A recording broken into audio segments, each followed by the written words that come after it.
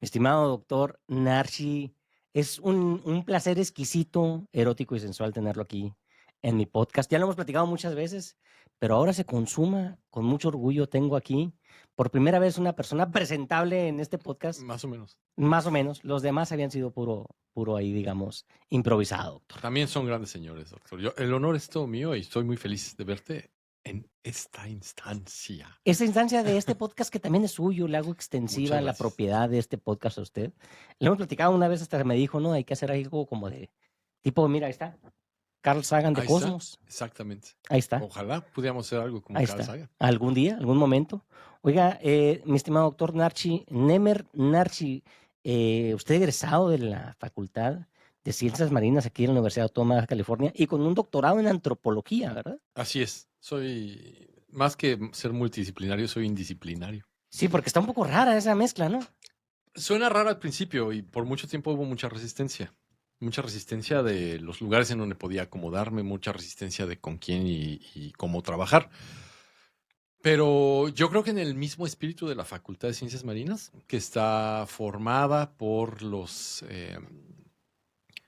por personas que son hijos y nietos de pescadores. Estas son las primeras generaciones que necesitan atender y profesionalizar la pesca en Baja California, mucho con influencia japonesa.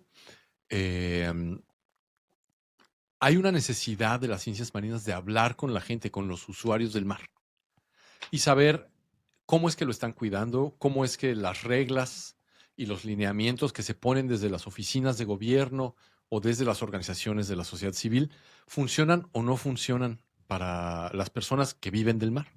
Entonces, yo estuve atraído porque salí del área de química marina y quería buscar fármacos marinos. Y en algún momento doña Tere, que vendía tortas allá en la UABC, ahí en la Facultad de Un Ciencias saludo a Marinas. doña Tere, entonces, ahí. Fue doña Tere, es su culpa. Y junto con el profesor Juan Antonio Fernández Zapango, que era el químico, uno de los químicos marinos ahí, doña Tere me dijo un día, oye, mijito, a ti te gustan mucho las culturas indígenas, ¿por qué no ves medicinas marinas de los indígenas? Yo, doña Tere, esta es la mejor idea del mundo. ¿Y de qué voy a comer? ¿No le dijo usted? Pues eso yo ya había tenido una conversación antes con otro profesor, con Oscar Delgado. Cuando yo estaba por hacer el examen de admisión en la facultad, pues es el primer oceanólogo materializado y encarnado que vi, y hablaba con otros alumnos que estaban en la fila del examen de admisión. Estos creo que eran alumnos de él, no estoy seguro, de la escuela Migoni o de alguna otra escuela donde daba clases. Y entonces iban a entrar ya a la universidad. Y me dijo, bueno, ¿y tú qué estás haciendo aquí en la fila? Le dije, pues yo voy para oceanología, aunque dicen mis papás que voy a morir de hambre. Me dijo, aquí, si le chingas, estas fueron las palabras, nadie se muere de hambre. Y no estaba equivocado, creo. Ok. Y bueno, finalmente las palabras de doña Tere, regresando a ella, me hicieron verme como una mezcla entre Jacques Cousteau e Indiana Jones. Salió como la versión de Temu. Fuiste de a la todo búsqueda eso. del conocimiento, doctor, usted. Sí, creo que era algo que me llenaba en ese momento. Ok, muy bien. Entonces fui a Sonora con los series, aprendí mucho de estas personas. Vamos a hablar de los series, ¿eh? Más adelante le tengo varias cosas, porque usted una vez me contó una historia que me encantó del desarrollo de los series hasta cuando estaban ya por desaparecer, ¿no? Los ¿Sí? series. ¿Cómo los salvó Al Capone o parte ahí de la mafia? La prohibición. La prohibición, ¿no? Ajá. Que lo salva ahí, pero más adelante vamos a entrar en ese tema, doctor, no se preocupe. Muy Aquí bien. es más, aquí lo voy a apuntar. Que Tengo no se le muchos vaya. amigos ahí en Hermosillo que nos escuchan, entonces para que Hermosorno le dicen. conozcan de sus etnias que los llevaron a ser una sociedad muy, muy padre, ¿no? Mucho güerito ahí en Hermosillo. Sí, claro que sí. Sí, mucho Los güero. tacos también. Que no son series tampoco esos vatos, ¿no? Pero Los es que güeritos. son muchos años de mezclarse, ¿no? Entonces hay hermosillenses de muchos colores. Sí. Y sí. también gente de los lugares alrededor de Hermosillo de muchos colores. Oiga, doctor, pero mire, vamos a entrarle en el tema. ¿Usted qué trae? A veces me hace importante que hablemos de dónde viene y por qué pero es antropólogo de la Universidad de Georgia, ¿va? Ajá, de la Universidad de Georgia. Donde Georgia, usted- no Georgia en... Sí, no Georgia la culera. Ajá, no O sea, Georgia donde hay o sea, chingazos. Georgia. Georgia. Donde usted Sí. tuvo la oportunidad de tener ahí, no dar la clase, pero estuvo inscrito Matt Stafford con usted. Estuvo inscrito, sí. Eran muchos de los jugadores que son atletas toman antropología 1102, que es introducción a la antropología, Porque está muy fácil, ¿o porque qué? es una de las más fáciles, Ok. ¿no? Y además los atletas tienen un staff que les va dando seguimiento y No asesorías. hacen ni y les madres explican. esos vatos. Pues es que ya hacen mucho. Yo creo que parecería que están muy consentidos. Quizá lo están. Pero hay que tomar en cuenta que las inteligencias de los atletas son Claro, un tipo de inteligencia. claro. Sí, sí, sí, totalmente. Hay personas que se dedican a la gimnasia mental, digamos, intelectuales, que no pueden responder físicamente con la velocidad que responden los atletas. Así es. Y eso habla pues, de un disparo neuronal, de Claro. una velocidad de disparo neuronal que es, Una que es velocidad de procesamiento importante. increíble, ¿no? Y Es- sobre todo un quarterback. Exactamente, exactamente. Bueno, yo creo que casi cualquier atleta profesional, ¿no? Sí, sí, sí, sí, totalmente. Son otro tipo de inteligencias y por eso se les condona un Y generan poquito. mucha lanita para la universidad también, doctor. Pues imagínate, son 60,000 asientos de estadio y unos 50, $100 cada uno. Una lanita, más Hoy, lo que le paga ahí por llegar al tazón, lo que le paga la televisora, por los jerseys que se los venden, jerseys que las se venden. playeras. Aparte, Matt Stafford. Matt Stafford es una leyenda ahí en la Universidad de Georgia, con los Bulldogs, ¿eh? Matt Stafford es casi tanta leyenda como Herschel Walker. Yo creo que sí, fíjese. Ujú. Yo creo que sí, porque aparte, diferentes posiciones y Herschel Walker lo que tiene es aquel intercambio de Herschel Walker, ¿se acuerda? Ya cuando se hace profesional con los vaqueros de Dallas, Ajá. donde se hacen, los vaqueros lo cambian y llegan como 7,000 picks, donde se hace aquella dinastía de Troy Aikman, Emmitt Smith, Michael Irvin y que se hacen campeones por varios años, todo consecuencia del cambio de Herschel De Walker. Herschel Walker, que Así es un hiperatleta también. Y luego político, ¿no? Últimamente. Ahora político de derecha o de De extrema acá de derecha. trompeana, ¿no? Sí, sí, Y no ganó, ¿verdad? no ganó. Sí, no ganó. No ganó. Estuvo muy disputado. Sí, pues Había análisis que decían que iba a ganar. ahí en Atlanta, pues una leyenda este brother, ¿no? Es que representa muchas partes de muchas minorías que son atractivas, ¿no? Simón. Y aparte ahí en Atlanta, ¿no? Entonces, y Ahí aparte es donde en se da Atlanta. todo, que es todo un hub, de todo modo, aparte logístico, ¿no? Ahí Atlanta es un hub logístico en Estados Unidos increíble y que viene, pues, como dices, con muchas razas que está ahí tocando un cultural, el tema del rap y el hip hop en Atlanta tiene su propia, digamos, su propia área y su propio, son raperos de Nueva York, de Los Ángeles y de Y de Atlanta. Atlanta. Es un foco de producción cultural, podemos verlo así. Así ¿no? es. No solamente en el rap, lo podemos ver con muchos otros tipos de música, pero también con su propia, ahora nueva dinastía de filmes, nueva dinastía de cómo hacer televisión, ¿no? Así Walking Dead es uno de los ejemplos más sonados de Walking Dead. Oh, The Walking Dead, sí es cierto. Sí es cierto. No, se nota que usted domina y toda la parte. Mi estimado doctor, fíjese, ahí le va preguntas del público que tiene, Vengan las pero voy a empezar preguntas. primero con una mía. Quiero que nos metamos, usted como antropólogo que conoce el ser humano, que conoce de la historia, creo, y lo comenté con usted el otro día, que estamos viviendo una etapa en la humanidad de muchísimo conflicto, cuando menos la percepción de, ¿no? Ujú. Vemos como que hay mucho conflicto armado en el mundo. Lo estábamos viendo con el tema de Rusia y Ucrania, lo vimos recientemente con el de Palestina, Israel, Israel e Irán, que pues ahí la guerra está de los 12 días, media ridiculona, ¿no? Al final, sobre todo, nadie sabe qué pasó. Nadie sabe qué pasó, digo, la constante pelea entre Hamas, los Hutíes, Hezbollah, también con Israel, lo que hay en África, también que hay en el Congo, el Sudán, también hay conflicto, pero también conflicto intranación, ¿no? También hay una polarización muy grande entre temas de izquierda-derecha y entre temas no tanto de izquierda-derecha, sino también como de corrientes no dictatoriales, pero sí autoritarias y como de libertades demócratas, ¿no, doctor? Es bien complicado. O sea, todo eso está y todo se conjuga para que nosotros tengamos un panorama en el que no es claro el futuro. Y tiene que ver, te voy a contestar desde la antropología ambiental. ¿Qué es lo que yo necesito? Que a lo mejor no me sale bien. No, pero lo voy a intentar. ¿Cómo no? Si usted es el indicado. Gracias. Doctor. Estamos en un punto en la humanidad en que tenemos mucha más bonanza que nunca. Órale. Menos mujeres mueren a la hora del parto. Menos niños mueren en la infancia y sobre todo en la infancia temprana. Hay menos guerras que nunca antes. pero parece que son más inminentes y más destructivas Así es. Por eso le dije percibida, ¿no? Sí, sí, Así sí. es. Parecería que es muy grave, tal vez lo sea, ¿no? Y sobre todo por el dolor individual de quienes viven todos Claro. los días estos conflictos. Pero yo creo que todo eso se va sumando a un incumplimiento de promesas. Un incumplimiento de promesas primero de un bloque socialista que colapsa y se vuelve otras cosas y totalitarismos en algunos casos. Y luego un bloque capitalista que en su última iteración, en la iteración neoliberal, lo que hace es lo que David Graeber, antropólogo económico, subraya como el 1%, ¿no? Entonces hace que este 1% de la población se vuelva hiper rico y que los demás Que es la no lo polarización logran. ahora sí económica, no tanto ideológica. Es económica y luego ideológica, Ujú. ¿no? Porque de ahí, de la falta de cumplimiento de las promesas o de los sueños de las clases medias y las clases bajas, surge el populismo. Populismo de izquierda y de derecha. Hay de chile, mole y pozole. Es una fórmula, creo que muy fácil de detectar. Así es. Cuando estos personajes toman todo el poder y claman ser el pueblo o hablar a favor del pueblo. Ya lo hemos visto muchas veces en la historia. Lo que están haciendo es repeler a los órganos de chequeo de las democracias, órganos indirectos, si quieres.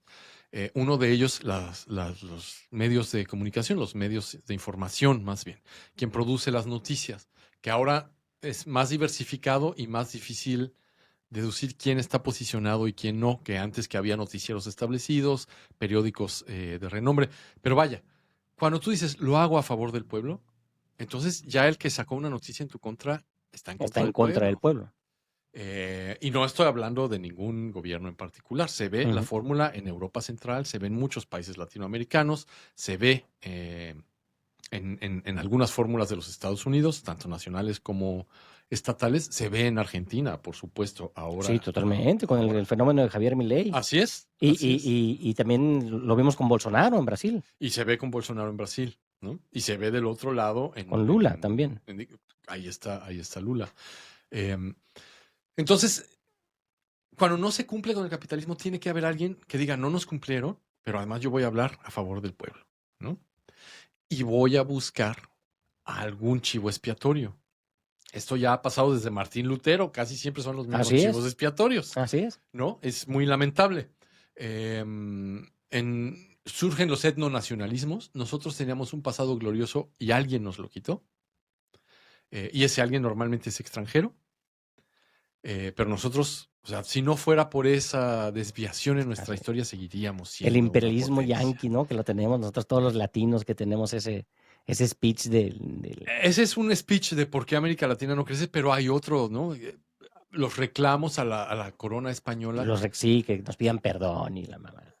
cuando no existía ni España ni México, pero este es motivo de otro podcast, ¿no? Así es. Entonces, nada más empezamos a ver todas estas fórmulas que vienen en un tiempo muy difícil, y lo oía el otro día muy bien explicado. Supongamos que el planeta Tierra debería ser una esfera, pero Ujú. voy a agarrar este cencerro, que está soportado, pesa 1000 toneladas y está soportado por 20 hilos y cada hilo carga 50 toneladas. Ujú. ¿No?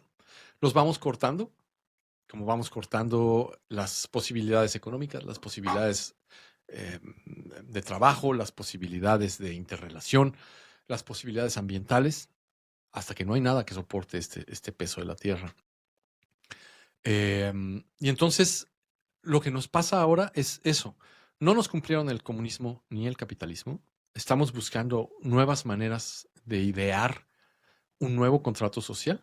Y entonces para eso hay políticos de izquierda y políticos de derecha que usan fórmulas muy parecidas para buscar lo mismo, una respuesta ante esto, pero en una tierra que está muy golpeada en todos los ámbitos. Y que va a seguir siendo golpeada porque estamos buscando a ese chivo expiatorio. Sí, Y totalmente. entonces, tanto en Europa como ahora en México y otras partes, vemos a los inmigrantes como este chivo expiatorio, ¿no? Vimos a gente que no debería de estar ahí originalmente. La guerra de segregación de Yugoslavia trata de eso, Ujú. de minorías étnicas que no deben de estar, entre comillas, en los lugares en donde estaban, aunque siempre hayan estado ahí, y a quién echarle la culpa. Y entonces, pues se balcaniza toda la región de los Sí, todos Balcanes, los Balcanes, ¿no? la redundancia, ¿Cómo, ¿no? cómo era la canción esa de Kosovo que tenía YouTube? ¿Te acuerdas? Que hicieron ahí. La misión Sí, humanística de Kosovo, ¿cómo Bono, se qué llama? horror. ¿Te acuerdas? Horrenda la pinche rola, pero bueno. Por eso en South Park saben de lo que se trata Sí, Bono. sí, es una maravilla eso, ¿sabes para qué? Sí, sí, sí, La sí. neta, sí. Y entonces déjame ir a mis notas. No tengo nada, pero en realidad parece muy interesante cuando hago así. Sí tengo algo en realidad, ¿no? Brian Klaas es el que da cuenta de todos estos fenómenos. O sea, estamos mal ambientalmente, hay un enojo y una falta de cumplimiento en lo económico, también en lo político. Y entonces la condición humana actual es una condición en donde nunca habíamos estado antes. Cambia todas las dinámicas de estabilidad. Antes, hace 100,000 años, o hasta hace 12,000 años, cuando éramos cazadores-recolectores y todavía un poquito más cerca, digamos hasta los 5,000, teníamos mucha incertidumbre en lo que nos pasaba Así diario es. en lo local. No sabías si iba a venir detrás de ti un dientes de sable, si tratando de cazar un mamut te ibas a morir junto con tus 20 primos O sea, tratando de de manera agarrar. coloquial, estábamos muy ocupados como para preocuparnos por mamadas, ¿no? Si lo quiere ver de esa manera, las mamadas por las que nos preocupábamos eran locales, eran Sí, malas, eran inmediatas. inmediatas, sí, exactamente, y Ujú. del día a día. Em, pero lo global era muy estático, no había manera de enterarnos de lo que pasaba en otras partes, número uno, y luego no había estas variables que tenemos ahora, cambio climático, contaminación, guerras, Redes sociales, estos acceso a la estresores, información. acceso a la información tampoco, ¿no? Y el que había pues era muy, muy contado y muy lento. Y entonces para traer comida a tu casa como cazador-recolector, te jugabas la vida todos los días o casi todos los días. En una generalización muy Sí, grande, claro. ¿no? Hay muchas excepciones a Pues la regla. es que sí era una chamba de supervivencia, pues. Cuando menos, si no de vida o muerte, era necesario que lograras el objetivo para sobrevivir tú y tu familia. Sí, claro, claro. Y por tu familia es una colonia Bajar la entera, ¿no? comunidad, digamos, la tribu, la sociedad ahí. Ahorita tú dijiste un término que me gusta mucho, que luego lo vamos a tocar, el término del contrato social, porque Ujú. yo creo que mucho tiene que ver con ello, pero bueno, a ver, sigamos. Completamente. Y lo que pasa ahora es que todo lo local tiene certidumbre. Tú pides un paquete en Amazon, sabes qué día va a llegar y cómo tiene que llegar. Tú sales a la calle por este café y no te encuentras con depredadores, vas y consigues un café, ¿no? Y Ujú. entonces ya tienes una ingesta calórica garantizada, que a lo mejor no es la mejor, pero la tienes garantizada. Grandes depredadores, no hay grandes peligros más allá de los de la vida cotidiana urbana, de que de repente te digan qué bonitos tus calcetines, a ver, pásenlos Sí, para acá, sí, ¿no? Guárdeme le este pegan una fierro. nalgada a tu novia y la Este, chingada. Más allá de eso, no hay el jugarse la vida como sería en el Renacimiento, que es una de las etapas más violentas de la historia. Y entonces, lo que nos preocupa son los grandes fenómenos, porque lo estable es lo local, pero lo global es un reverendo desmadre. Sí, sí, Es un sí. reverendo desmadre porque no cumplieron los modelos que en el siglo XX eran los dos modelos que competían por la supremacía en el mundo. Y entonces, además de eso, hemos privatizado nuestro tiempo libre y hemos privatizado todos nuestros vínculos sociales. Uno de los ejemplos más clásicos es lo que hacen los norteamericanos en el siglo XIX y lo que hacen en el siglo XX hasta 1960 y lo que hacen después de 1960 con el advenimiento de la televisión a todos los hogares. Tú imagínate tener 300 horas a la semana para ti, para pasarlas con tu familia, para ir y aprender a tocar el piano, para salirte a caminar. Ir a jugar fútbol, ir al parque, ir al picnic. Platicar con el vecino en la banqueta, ¿no? Exactamente, Con es importantísimo, la pisteada importantísimo eso que usted banquetera dijo. que todavía era clásica en el Sí, la siglo XX. banquetera, pues, Cuando llega la televisión cambiamos 20% de nuestro tiempo libre, que era para todo eso, por aislamiento. por aislamiento y ver la televisión. Y puedes estar con toda tu familia, pero a diferencia de lo que pasaba en las fogatas, que oían todos al viejillo contar una historia con una moraleja para que aprendiera todo el grupo una lección de supervivencia, ahora oyes a la televisión y nadie habla y nadie discute. Ese es el trono central en la sala. La televisión está en medio de todos. Así es. Controla la información, controla la conversación. Y tendríamos que preocuparnos, pero esto ya es ir hacia las teorías de la conspiración y me estoy desviando un poco porque se controla lo que estamos viendo. Antes de la televisión podríamos hablar de cualquier cosa que nos hubiéramos encontrado sin que hubiera un control tan grande acerca de las programaciones, ¿no?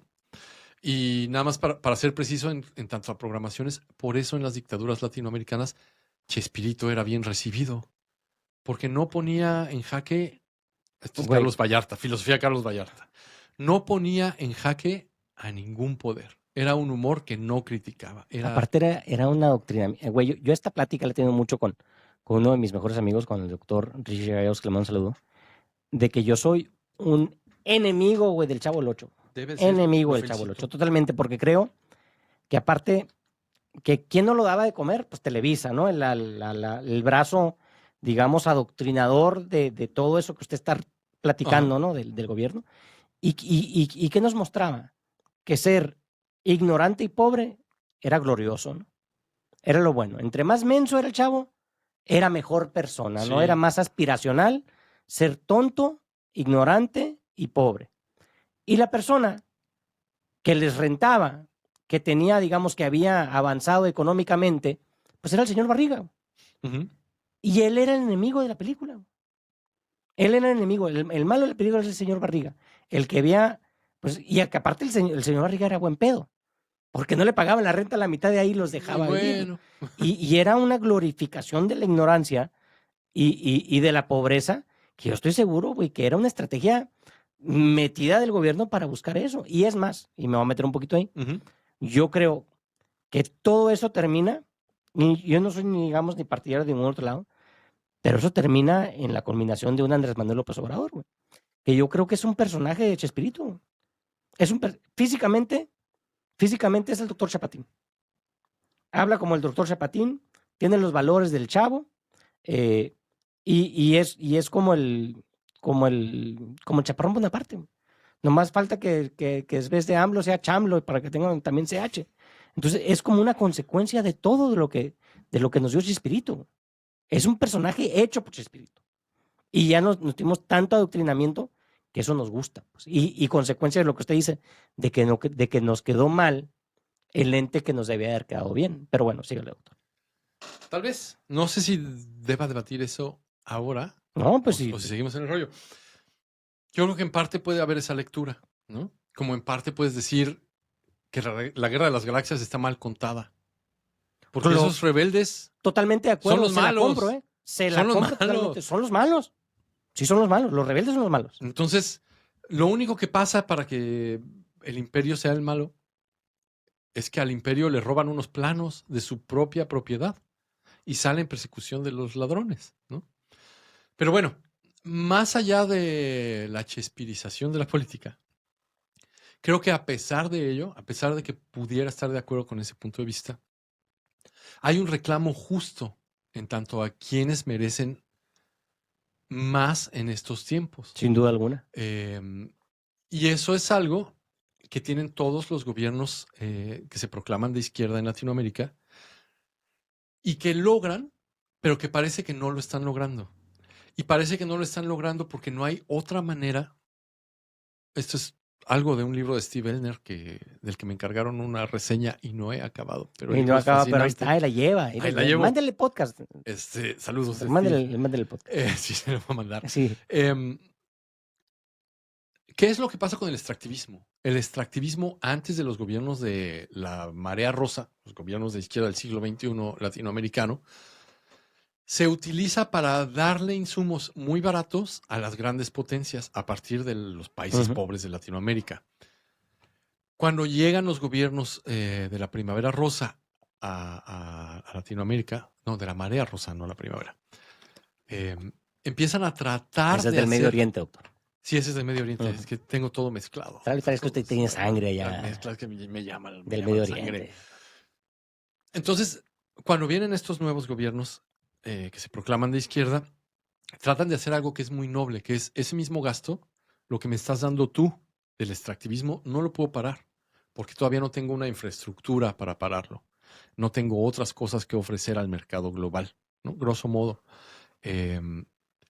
Pero puedo intentar utilizar No toda tengo la una sustitución ganancia. de ingresos, pues. Exactamente. Ujú, Pero toda la ganancia ahora sí la puedo utilizar para todos estos programas sociales. ujú. Y entonces,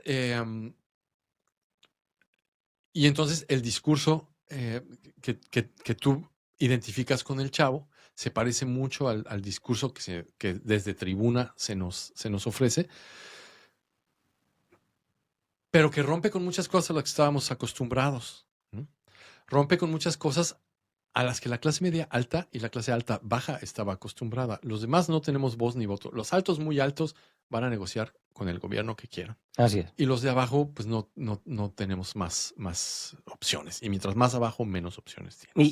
Y cada vez el arriba se hace más pequeño y más concentrado y el abajo se hace más grande, ¿no? Sí, O sea, cada vez los que deciden son menos y más ricos y más poderosos. Y los que no tenemos y no decidimos somos más grandes, ¿no? También. sí. Y entonces esta disparidad en el poder, esta disparidad en la representación, pues tiene que ser respondida de alguna manera. Hay una respuesta que intenta cambiar la manera en que se usan los dineros, ¿no? Sí, claro. Tiene que convencernos de que ese gasto social vale la pena. Se hace distinto que en la socialdemocracia escandinava, Sí, muy distinto. pero porque las estructuras son distintas y las maneras de generar riqueza son distintas, ¿no? Sí, y tenemos solamente casi nomás, digamos, la especie en, en similitud con los escandinavos, ¿no? Somos entes muy distintos, o sea, sociológicamente hablando, ¿no? Al final del día, creo que no tanto. Yo creo que lo que nos hace más distintos es que en uno de los casos, los pobres y los marginados explotados por ese sistema están en otros países. En nuestro caso, muchos están en nuestro mismo Ah, sí, país, ajá, ¿no? sí, claro. Y otra vez es cuestión de entender el contrato social. Y en el caso de nuestros países, Latinoamérica, de proponernos uno nuevo, porque el pasado que nos ofrecieron no sirvió muy bien. Y eso, pues voy a intentar regresarlo a lo que estábamos hablando. Tenemos todo este mundo global impredecible. Tenemos todos estos modelos económicos rompiéndose. Los pasados, ya te decía, no nos cumplieron. Los futuros todavía no los vislumbramos, ¿no? Diría Gramsci, son los tiempos de monstruos. Sí, Porque y es es complicadísimo. A ver si tocamos ese tema también. tiempos en que lo anterior debe de dejar de existir, pero no existe lo nuevo. Y entonces vamos a tener populismos, vamos a tener fórmulas totalitarias como se ve ya en Es que lo muchos que se viene también países, con la inteligencia ¿no? artificial, doctor, vamos a tener que cambiar el modo de vivir que tenemos. Tenemos que reconceptualizar todo otra vez este adoctrinamiento que tenemos con, con el trabajo como fin de vivir. O sea, Ujú. después de la revolución industrial, y yo creo que poco atrás también todavía, se nos educó o nos convencimos de que vivimos para trabajar y que el trabajar le da un sentido, una dignidad a la vida, cuando esa es una parte del desarrollo humano. Entonces, con lo que viene de la inteligencia artificial, que es muy probable que se pierdan muchos trabajos, o sea, ahí es cuando yo creo que el que está afuera sí dice, mira, qué güeyes esos vatos. Le estamos quitando ese lastre y siguen aferrándose al lastre ese, de la dignidad del trabajo. Pues que todo el tiempo hemos vivido de pensarlo, ya lo dijiste tú, ¿no? Y además vea nuestra generación, ¿no? Los X, pues. Ajá. Pero bueno, sígale. Ahorita sí Nacimos que sin se... internet, ¿Mande? no existía, nacimos sin internet, Sí, sí, a nosotros nos tocó esa en parte. un mundo en el que la enseñanza era otra, ¿no? Y durante estos 30 años llegamos a los algoritmos que hacen nuevas interacciones de lo humano, que nos dicen qué comprar, dónde comprar, qué ver, con quién te debes de llevar, con quién te vas a relacionar y te vas a quedar de ver en un bar, ¿no? Ha cambiado no solamente la calidad, sino la naturaleza entera de las cosas. Totalmente, güey. Y sí puedes ver como que la inteligencia artificial nos puede quitar un lastre. Pero del otro lado se ve que la inteligencia artificial nos quita nuestra única razón de ser, que otra vez desde Martín Lutero hemos oído la frase el trabajo dignifica, Ajá. ¿no? Que se ha utilizado en los mejores y en los peores contextos del Así es, mundo. güey. Así es. Y que la verdad, lo que yo creo que pasa con la inteligencia artificial, otra vez tocando una tangente, no es que vaya a dejar a mucha gente sin trabajo, es que va a dejar a mucha gente que es analfabeta digital sin trabajo. Entonces, quien no sepa seguir utilizando la inteligencia artificial en su trabajo, es el que se va a Pero es ir. cuestión de números, doctor. Porque fíjese, si hay una maquiladora y que hay millones en el mundo, que tiene 10,000 empleados, y se van a desaparecer esos 10,000 empleos y va a haber tal vez 2, la pura matemática nos lo va a hacer muy difícil que haya 9,000 nuevos empleos distintos para esos, porque todos nuestros satisfactores, digamos, primarios, pues probablemente ya la inteligencia artificial nos lo pueda dar. Entonces, yo no creo que esté mal. Yo no creo que esté mal porque yo creo que sí tenemos que reconceptualizar el trabajar para vivir. Ajá. Tenemos que pensar en el vivir para el desarrollo humano, para desarrollarnos como humano, y tal vez el trabajo no sea indispensable para eso. Pero entender que no es bien difícil. Es donde tenemos que romper la forma en la que percibimos la vida. Que en la última colita del siglo XX se empieza a romper, pero que todavía no entendemos. Porque antes de eso, si tu papá era campesino, tú ibas a ser campesino. Si tu papá era comerciante, tú ibas a ser comerciante. Si era artesano, lo más probable es que fueras artesano. Y son muy pocos los ejemplos de gente que no. El trabajo era parte de lo que era la familia. O si quieres, el gremio laboral era parte de lo que tu familia era. Y tu trabajo es tu identidad. Se ven muchos apellidos, pues, ¿no?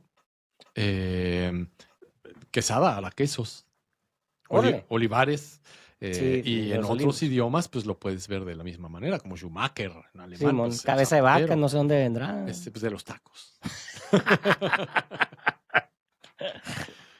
Pero vaya, no estoy en contra de lo que va a hacer la inteligencia artificial. Creo que nada más diferimos y lo que yo digo es que va a crear más desigualdad entre quienes pueden dominarla y quienes no pueden dominarla.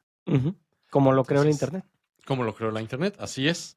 Entonces lo que necesitamos ahora es hacer más alfabetas digitales, ¿no? Que no sea un término peyorativo esto. Así es, sí, claro. Nada más saber quién puede y quién no puede y entonces quién necesita la ayuda para superarla. Como pasó, que es otra de las cosas que cambió del siglo XIX al XX. En el siglo XIX, 17% de las personas eran alfabetas. En el siglo XX, 95% de las personas pueden leer y escribir. Aunque algunos no lo hacen muy bien. Aunque algunos no lo hagan de manera real, ¿no? Pero yo creo Saludos que a Fernández Doroña desde aquí, señor. Yo creo que lo que sucede con todo este cambio, lo que sucede con esto de que el modelo anterior se está muriendo, pero no hay un modelo nuevo, y lo que sucede con las inteligencias artificiales,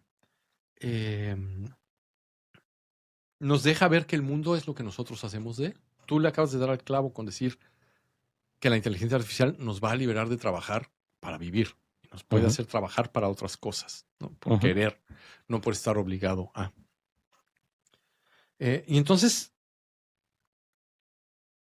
si este mundo tenía todos estos hilos al principio en esta metáfora, que tenían que ver con cosas que hemos construido, cómo se construye la idea de medio ambiente, cómo se construye la idea de trabajo, de sociedad, de jerarquización. Entonces, pues, como diría Noah Harari, ¿no? Podríamos hacer un mundo totalmente distinto a partir de estos cambios. Claro. Buenísimo libro ese, compadre. Es un gran historiador, ¿no? Y entonces no vivimos en otro lado más que en nuestras cabezas. Lo difícil es convencer a las generaciones anteriores, incluidas las nuestras, de que ese modelo ya no funciona y venir con un modelo nuevo que no sea atractivo, que no nos represente.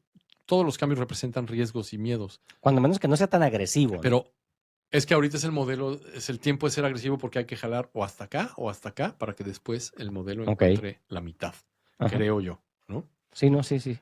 No por eso deja de ser inseguro, porque abusos... Sí, que no sea tan violento. Y abusos a lo largo de la humanidad con el uso del poder, pues ha habido siempre, ¿no? Sí, sí, sí. Y entonces a cualquier persona le creen que de veras somos este pueblo con una etnohistoria, y se ponen a hacer atrocidades, pues. Claro, sí, pues lo hemos visto con ese discurso que usted acaba de decir, atrocidades históricas desde Atrocidades. la Alemania de la Segunda Guerra Mundial y desde la Primera, ¿no? O desde las cruzadas, si quiere Desde las usted. cruzadas, si quiere más para Ujú. atrás, sí. Entonces, de lo que hay que estar conscientes es de que este periodo que tiene incertidumbre, en donde mi teléfono me dice todo el tiempo, estate preocupado, oye, pasó esto otro, oye, invierte en CETES, oye, esta otra cosa, oye, El miedo vende, es miedo a todo, ¿no? sí, Hay que dejar de hacerle un poquito caso. El teléfono nomás es para hablar y ahora lo usamos para todo menos para eso. así es. Y hay que empezar a ver de qué está hecha la nueva realidad. ¿Y de qué está hecha? Pues ahorita todavía de muchas cosas, de muchas cosas que no se entienden, otra vez, de extremos, del extremo de la derecha con ese discurso y el extremo de la izquierda con ese otro discurso. Pero en medio hay lo que antes no había.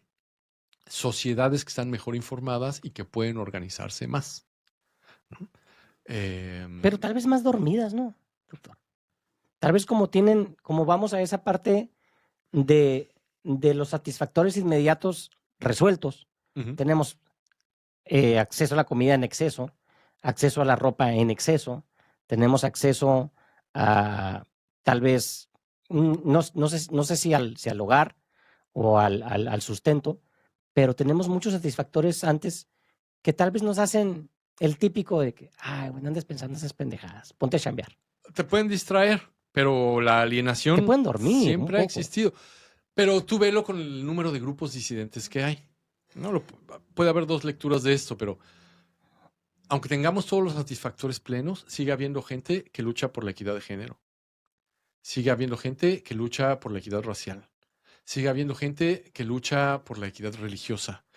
Sigue habiendo gente que tiene muchas luchas que no fueron satisfechas con los modelos anteriores. Es más, que en algunos, eh, en algunos casos las diferencias pues se siguen magnificaron. y siguen hasta sin comprenderse. O ¿Cómo? sea, hay muchos de esas luchas que tú dices, de la falta de equidad, muchos de ellos que hasta mucha gente no deja de comprenderlos y hasta de rechazarlos, ¿no? Así es, así es. Le voy a dar el ejemplo que es más visible, uno de los más marginados históricamente, y al que dicen, ay, no, ¿cómo crees eso? No. Los zurdos. Ok, a ver, ¿No? me gusta, me gusta, me Los gusta, zurdos me en gusta. muchas partes de Asia todavía son perseguidos porque son figuras malignas. Los zurdos, en Los Asia. zurdos, sí. No sabía. Usar la izquierda es muy malo para Pues la muchas siniestra, cosas. ¿no? Es la Es siniestra, la siniestra. ¿no? Si fuiste zurdo en México, generalmente no tenías una banca para zurdo en tu salón. O la Ajá. tenías que pelear con los otros 10 zurdos que había. Y la espalda se te fregaba si no eras el zurdo que se ganaba la banca. Luego, en algunos lugares, todavía en la generación que ahora tiene 18 años, ¿no? A la que pertenece mi hija, te querían o convencer de que usaras Sí, nada la más la derecha. derecha o amarrarte la izquierda para que Sí, usaras todavía solo la pasaba, güey. derecha, ¿no? Sí, todavía pasaba. Y somos personas que vivimos menos que los diestros. Entonces, ¿Tú eres zurdo? yo soy zurdo, sí, Ok, claro. o sea, Por eso lo sí tengo cargaste con engranado. esa.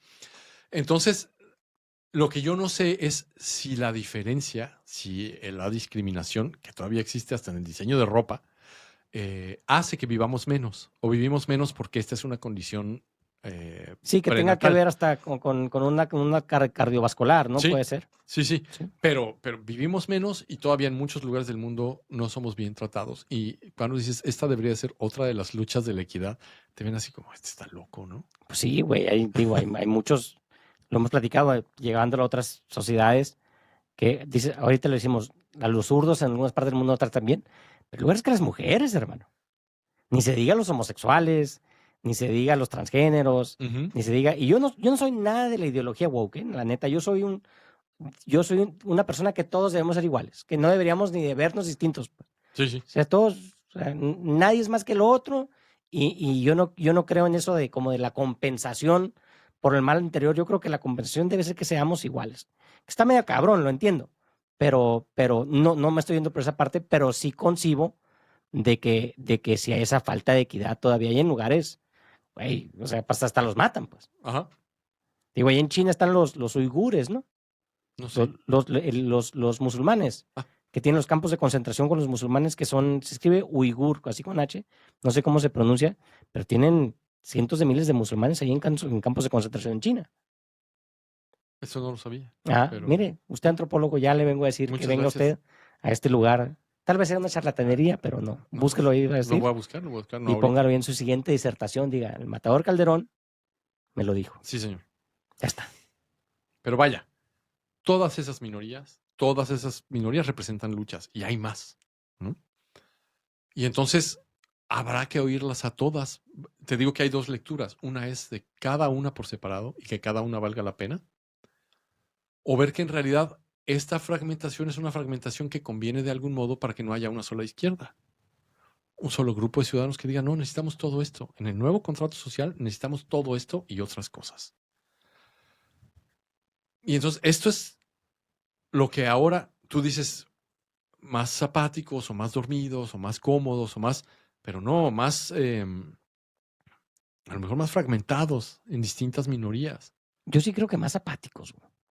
Híjole, yo veo a los jóvenes que tienen, bueno, siempre me ha gustado ver a los que vivan los estudiantes, dice la canción de Ali Primera, ¿no? Ver a los estudiantes levantarse en contra de algo que no les parece. Sí, pero es que ese mundo de la academia, precisamente, es un mundo que es parte de la polarización de la que le estoy diciendo.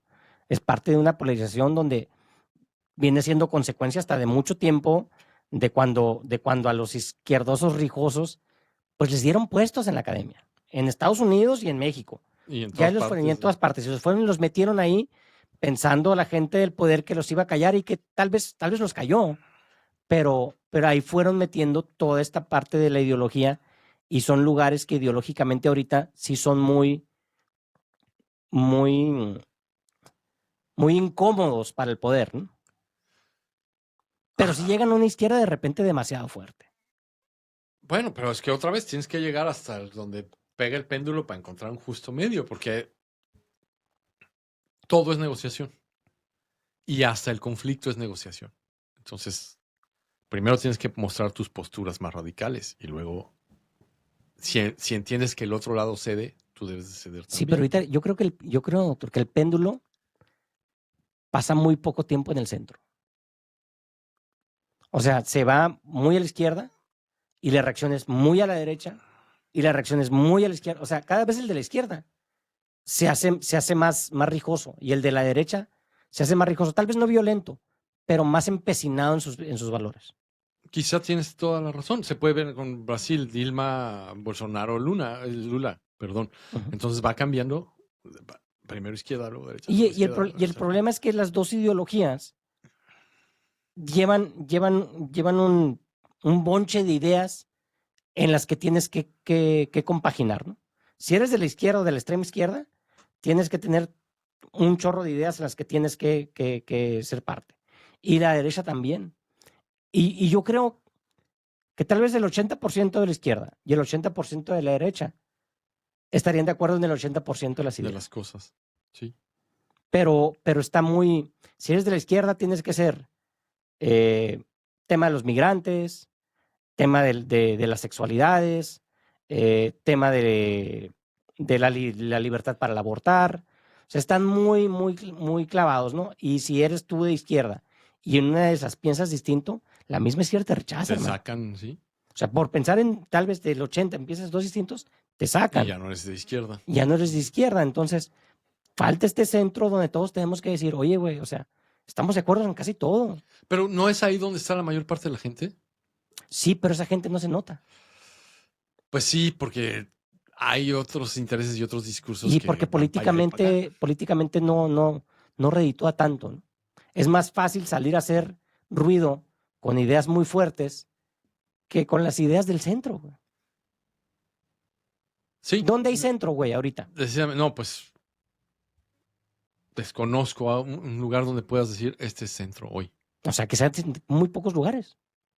Sí, pues Europa está polarizada a la derecha. Y polarizada totalmente. El tema de la migración, pues también es un tema fuertísimo, ¿no? Hay, que hace que vayas a la derecha. Sí, que han usado unos y otros, ¿no? Para hablar. Así es, que haya muchos a la derecha. Aquí en México, pues tenemos también un tema de derecha, izquierda y centro. Pues aquí en México es bien raro, ¿no? También nuestra izquierda y nuestra derecha están bien raras porque no siguen las ideologías, digamos, del libro de texto de la izquierda y de la derecha. Es que yo creo que cuando se siguen del libro de texto, tanto unas como otras se tocan.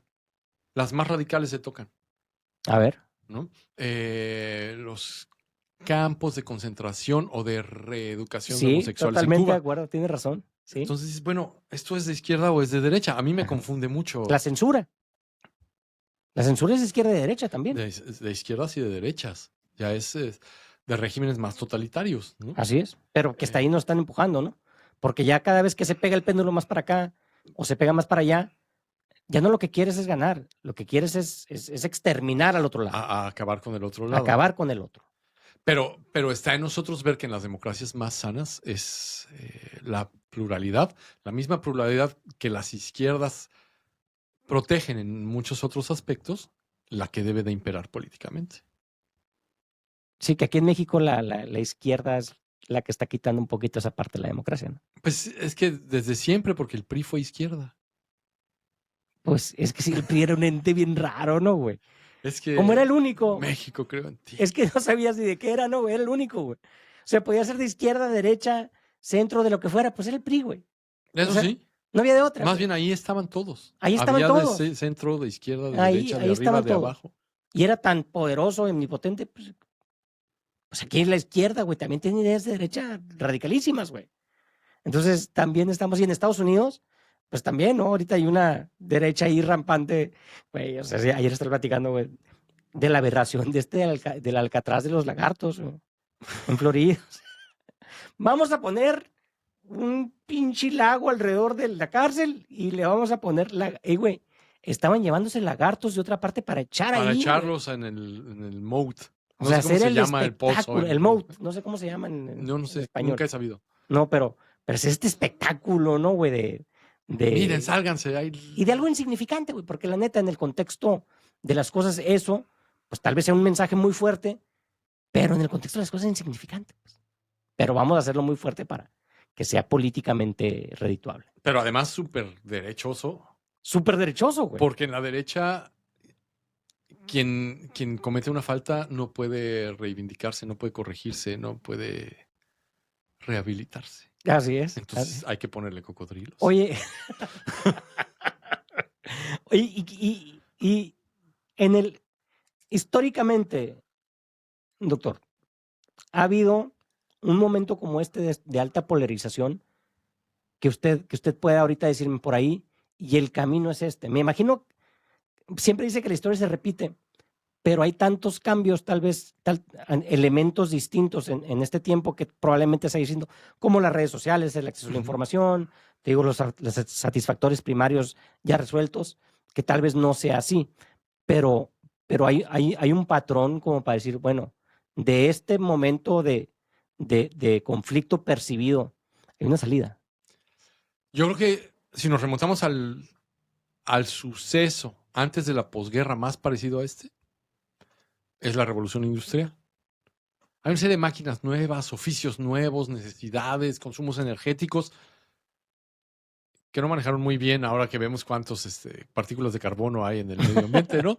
Pero porque no tenían ciencia, apenas empezaron a hacer ciencia en esos tiempos, que se parece mucho a esto. Entonces, hay fuerzas que tienen medios económicos muy grandes, controlando todo o tratando de controlarlo todo.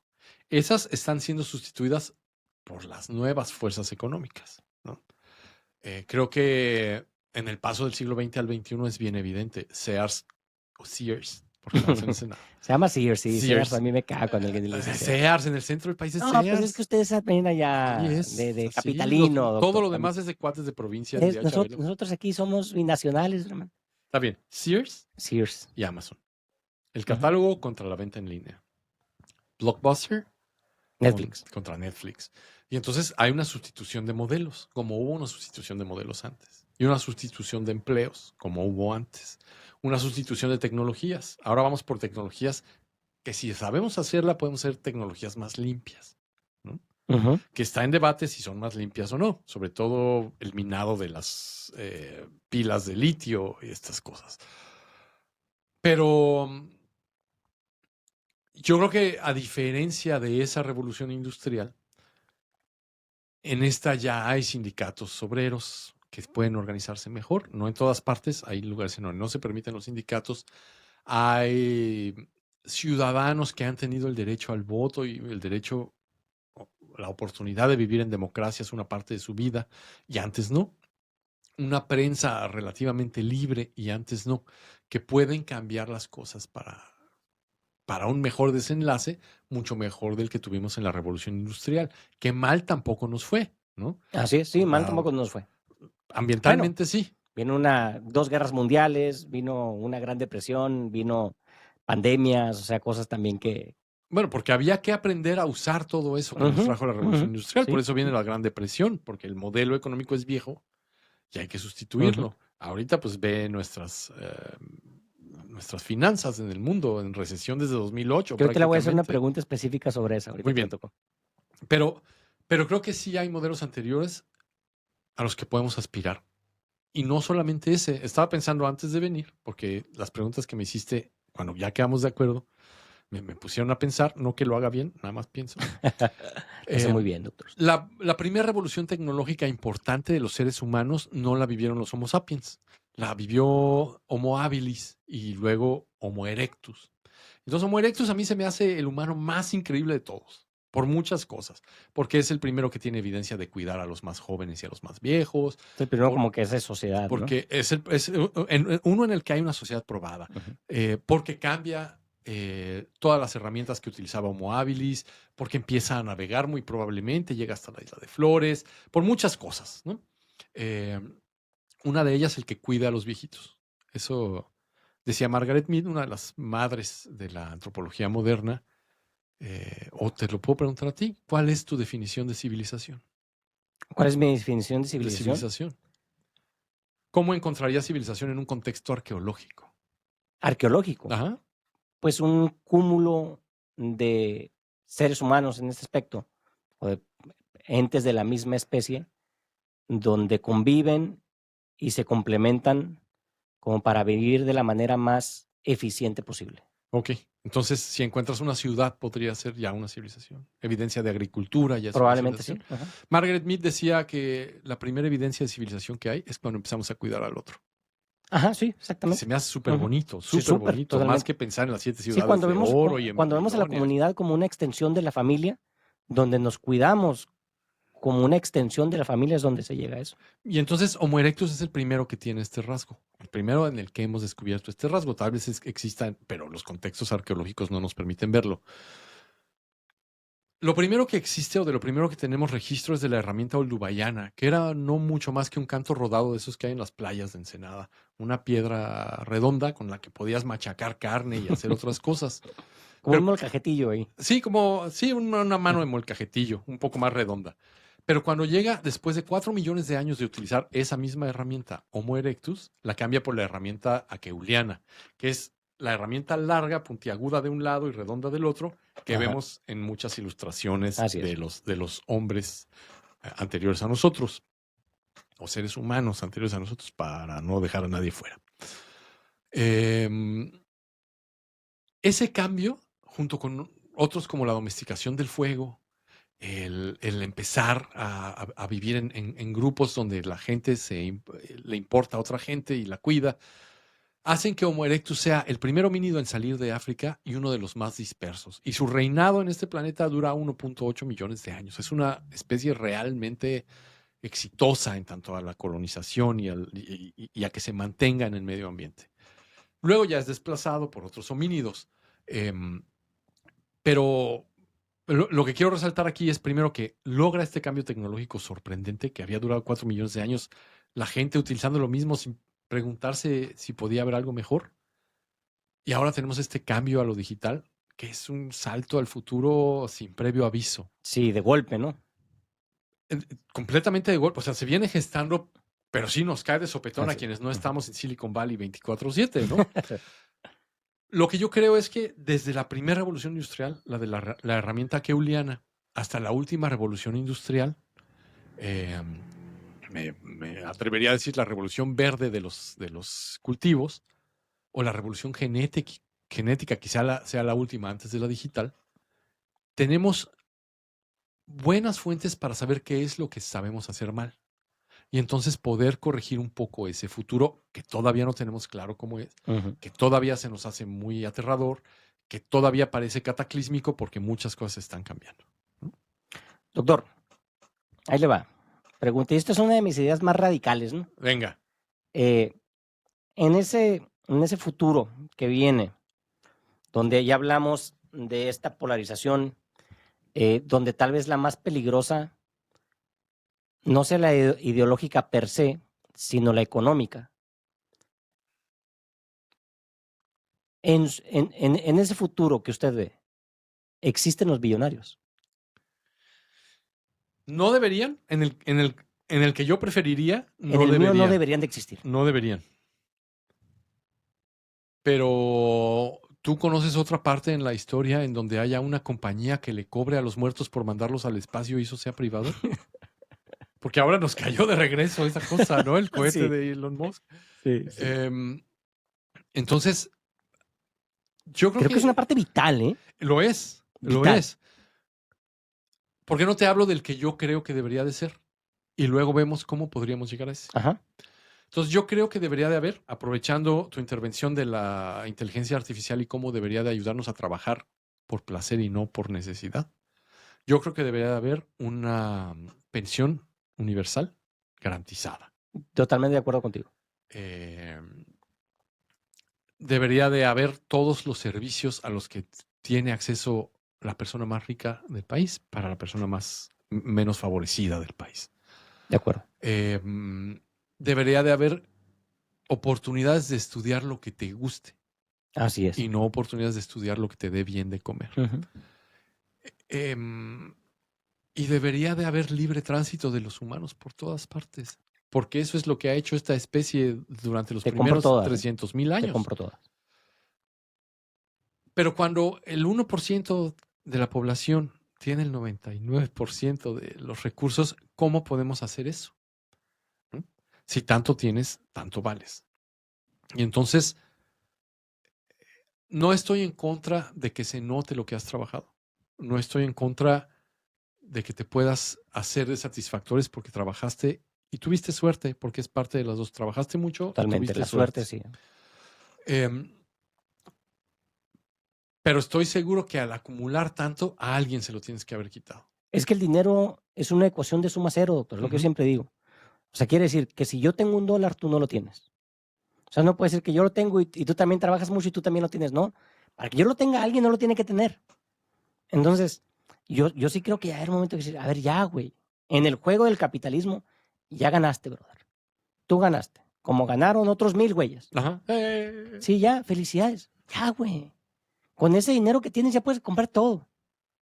O sea, y 2 veces. 2 veces, güey. O sea, ya deja de tenerle. Es un concepto que a mí, el de los billonarios, y yo digo completamente, yo no soy anticapitalista nada, pero digo, sí debe haber un tema, porque es evidente que la tendencia es la que tenemos, güey, nos va a llevar a conflictos serios, de película, pues así. Sí, de cuando el destino nos alcance. Así es, cuando va a haber puta serie seria. Y va a haber el momento en que la gente se dé cuenta de lo que está pasando y mucha gente le va a pasar mal y va a haber un reajuste violento que quién sabe qué vaya a pasar, ¿no? Que también se ve en la ciencia ficción, ¿no? Yo por un tiempo, en la institución donde laboro, estamos pensando en lanzar un doctorado. Me dijeron, ¿qué clases quieres dar en el doctorado? Geografía de la ciencia ficción. Porque la ciencia ficción nos permite ver lugares y construir espacios que todavía no están allí. Y podemos imaginarlos, imaginar sus defectos y ver los modelos actuales, cuáles son los escenarios futuros y ver cómo evitar algunos de esos escenarios futuros.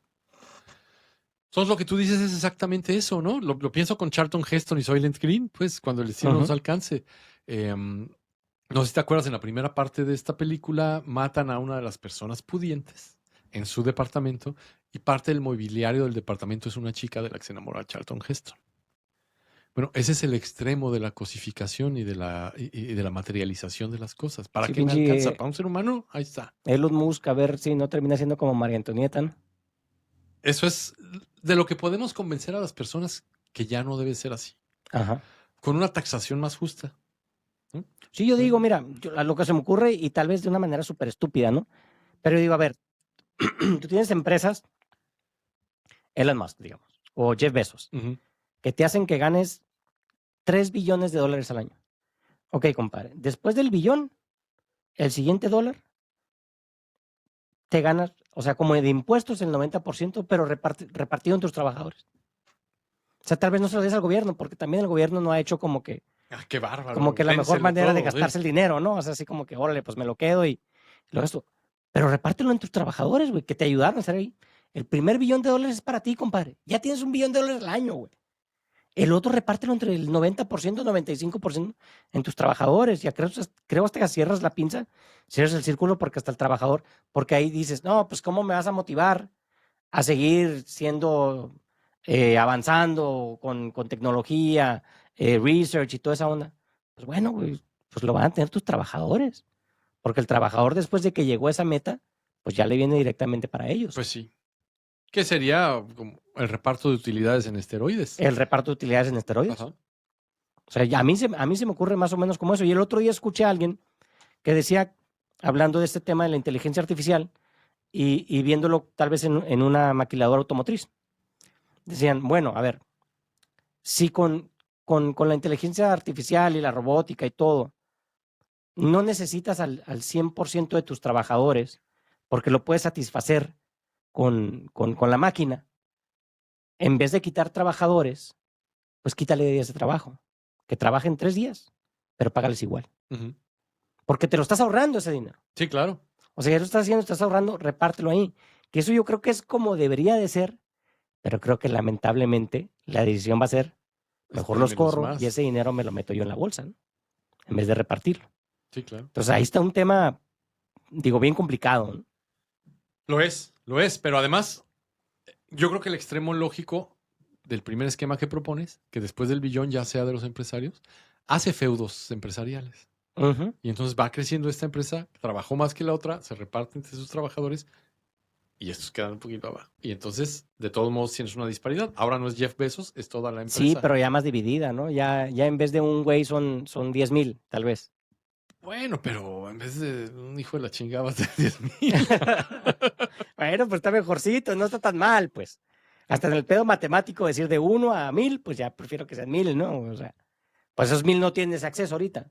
Y Eso ese sí, 1000 pudiera hacer una derrama económica de esa teoría económica tan fallida del trickle down economics que se habló tanto tiempo, ¿no? pero Fallidísimo. la pregunta es si esos 10,000 no si lo merecen, si lo necesitan más que quien está en la extrema pobreza. No, evidentemente no, güey. Y entonces, ¿qué hace una mejor sociedad? Sacar a las personas de la extrema pobreza de donde están y darles todas las oportunidades de desarrollo que no han tenido. Sí, cuando menos mínimas para tener una vida digna, ¿no? Pero también ¿qué es una vida digna? Es el tema. Porque Es el tema. quien vive en el cerrito que está más para allá no Ajá. piensa lo mismo que Sí, quien claro, vive. güey, lo comprendo totalmente. Sí, es una plática donde yo te digo que hay que hacerle un reset mental serio a lo como vemos la vida y el por qué vivimos, güey. Y es lo que nos lleva al principio de la plática. Por eso hay tanto caos ahora. Porque lo anterior no sirvió y lo nuevo todavía no va a llegar. Pero además está toda la incertidumbre de lo que nos trae el cambio climático y qué significa eso en un nuevo contexto de Primero vida. que nada, ¿qué es el cambio climático, no? Porque hasta la ciencia, yo me imagino en todos los aspectos de la ciencia, que usted está más metido en eso, pues va evolucionando claramente y como debe de ser, y cada vez hay choques más de qué es el cambio climático, Ujú. ¿no? De que sí es real, sí es tan real como pensábamos hace 15 años, hace 20 años. O sea, cuando sale Al Gore, ¿te acuerdas con su película aquella que La que simbra al mundo. única persona que ganó un premio Nobel con un PowerPoint. Ajá, un premio Nobel con un PowerPoint. Que la verdad, el futuro inmediato tan catastrófico que ponía ahí, pues no se dio para bien o para mal, ¿no? Y eso hace que la consecuencia sea, ay, güey, pues ves, Tantito. era puro pedo, güey. Florida no se ha inundado, güey. O sea, está congelado todavía la Antártida, güey. No es cierto. No pasa nada. No pasa nada hasta que pasa, ¿no? Y ha pasado y ahorita recientemente, pues pasa con el tema del COVID, con toda esa gente que de repente antivacunas y que agarran esa excusa de que, mira, como ahí nos quedó mal la ciencia, y es debatible si nos quedó mal. Lo comprendo totalmente, que es debatible. Yo no compro tanto ese speech, pero que hace todo ese término anticiencia que también es muy peligroso, ¿no?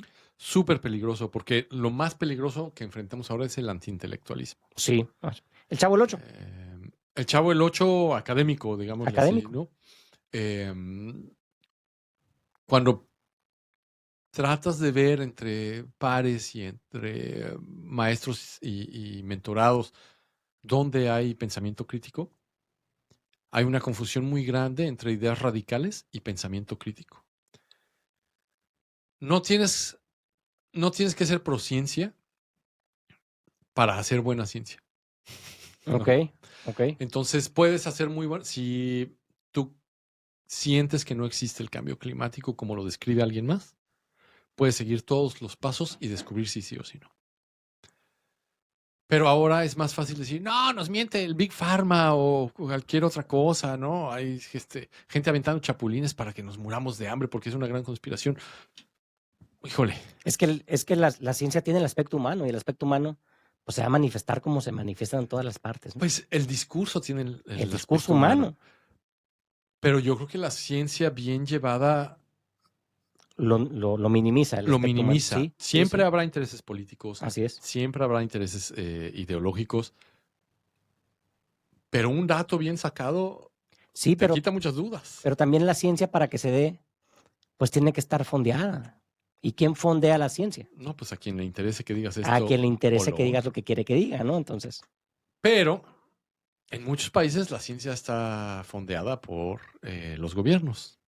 Y es muy libre en la manera en que podemos interactuar. Yo tengo amigos muy queridos, pensaba el otro día en uno en particular que trabaja en Ecosur, que no voy a nombrar porque quiero hablar de una controversia. Que somos muy, muy buenos amigos, pero tenemos diferencias muy grandes. Cuando vino la prohibición del glifosato, este amigo estaba que acaba de pasar, ¿no? con otros hace poco buscando en el conocimiento ecológico local de los grupos originarios mexicanos algo que sustituyera el glifosato, ¿no?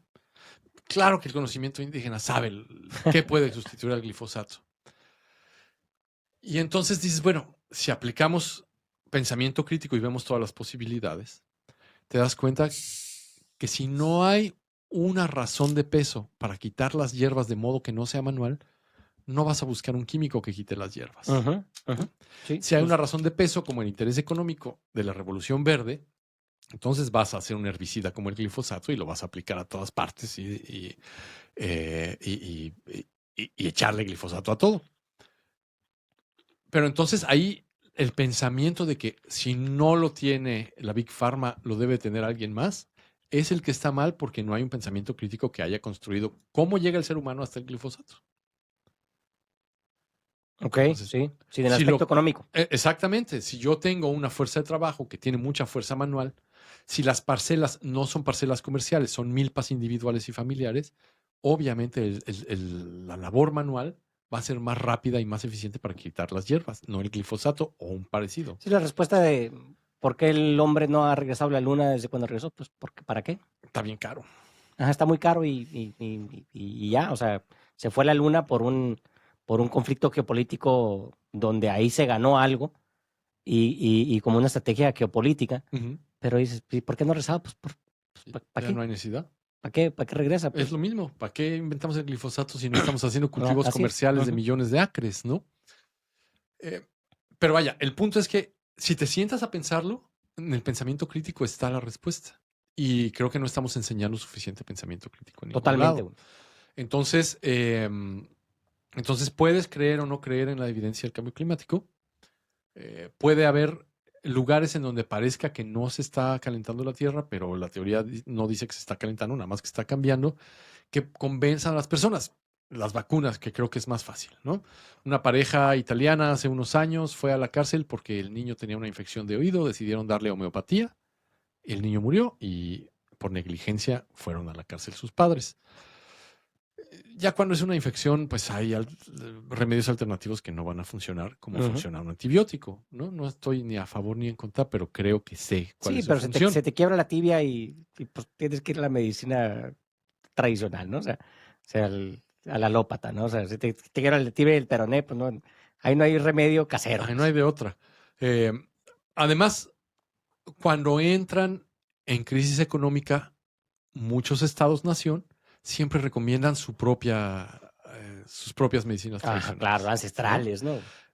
Cuando destruyeron las fábricas de sulfas que tenía la Alemania nazi, ellos no tenían acceso a la penicilina, que le recomendaron a la gente, ya que estaban destrozados económica e infraestructuralmente, medicina tradicional. Entonces sirve en muchas instancias, pero no en todas las instancias. Sí, ¿no? Aparte, pues el placebo es cabrón, güey. O sea, el efecto placebo existe. Sí, sí. Es un hecho científicamente que existe. Decía una amiga muy querida mía, que ya falleció, la doctora Lourdes Navarijo, cura más una aspirina después de un Padre Nuestro. Sí, claro, güey. Sí, totalmente. Yo por eso también, ahí lo dijiste, lo llevaste a un término un poquito religioso, dijiste, pero yo no tengo problema con la gente que es bien religiosa porque digo, si a ellos les sirve, güey. O sea, la gente que necesita esas herramientas para hacer el bien, y ahorita lo dijiste, lo quería tocar, pero no quería llegar. Tocaste un tema bien cabrón ahora sí que en teología, donde hablaste del Homo erectus o el Homo habilis, no recuerdo, que es donde toman la decisión de cuidar al prójimo, ¿no? Al que tienes a un lado. Y mucho de la teoría teológica y la creación de Dios habla de por qué tienes que tener una guía moral espiritual para hacer el bien. Y hablan de que de dónde te nace el no agredir a la persona. Y muchos teológicos espirituales judio-cristianos pues dicen que tiene que venir de un Dios, de un ente que te da esas, digamos, esa estructura moral para que no le hagas el mal a la otra persona. Y la otra teoría es, dices, güey, pues no le hago mal, pues porque también ya dentro de lo muy profundo, porque no me conviene hacerle el mal. Porque a mí me conviene hacerle el bien porque en algún momento ese bien, pues yo vivo mejor con esa persona estando bien. Entonces ahí es donde se entra una discusión teológica profundísima sobre el bien y el mal y la razón de la moral. Claro. No sé si quieres que la toquemos ahorita. Sí. Yo supongo que quien mejor lo resuelve es Richard Dawkins en El gen egoísta. Lo platica Richard Dawkins, sí. Yo te voy a cuidar a ti, porque primero tú me puedes hacer un paro en el futuro inmediato, pero también porque si tú eres mi hermano o eres mi hijo, compartimos el 50% de los genes. Entonces lo que yo quiero es que mis genes sigan a la siguiente generación. Te tengo que cuidar, porque si no me va bien a mí con mi reproducción, te va a ir bien a ti y ahí están mis genes. Y vas a pasar la misma cantidad de genes que yo. ¿No? Sí, entonces, aparte, pues hay como digo, preceptos muy básicos, ¿no? Yo creo que salvo que si uno se emperra mucho, pero decir, bueno, de entrada, yo prefiero estar vivo que muerto, ¿no? Eso sí, a veces. Sí. Prefiero estar sano que enfermo. Y prefiero que mis queridos estén protegidos a que estén amenazados. Entonces, con esas cosas son muy naturales, pues. O sea, con esos preceptos podemos sacar muchas de las más adelante sin tener una reacción teológica de que alguien que te diga, pues no, es que no tienes que pegarle de un lado. ¿Sí me explico? Sí, completamente. Pero yo creo que se basa más en el miedo que en cualquier otra cosa, porque si te portas mal, no solamente no tienes que hacerlo, sino que hay una consecuencia, ¿no? No, y ahí viene, ahorita tú lo mencionaste, como dice Yuval Harari, el rechazo social, ¿no? A quien se porta mal con la tribu. O sea, quien se porta mal, pues el rechazo social es la primera parte.